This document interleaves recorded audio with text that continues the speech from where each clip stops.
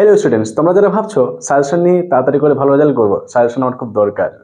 আর এখন এমন long syllabus করেছে, এই সময়ের মধ্যে পুরো সিলেবাস কমপ্লিট করাও কিন্তু মুশকিল। তাই তোমাদের কাছে আমার এই সাজেশন খুব গ্রহণযোগ্য মনে হবে। তো আজকে আমি শিক্ষা মনোবিজ্ঞান ক্লাস 11-এর দ্বিতীয় সেমিস্টার তারা পরীক্ষা দেবে 2 মার্কের সাজেশন নিয়ে আসে, মাত্র 7টা কোয়েশ্চেন। এই 7টা প্রশ্ন কমপ্লিট করলে তোমরা 100% কমন পাবে।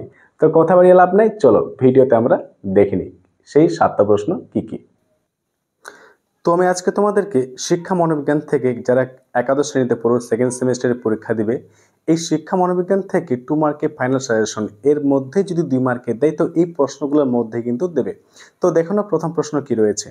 শিক্ষা মনোবিদ্যা বলতে কি বুঝো? শিক্ষার ব্যবহারিক দিকগুলি কি কি? শিক্ষার তাত্ত্বিক দিকগুলি কি কি? ভিনারের মতে শিক্ষা মনোবিজ্ঞান কি?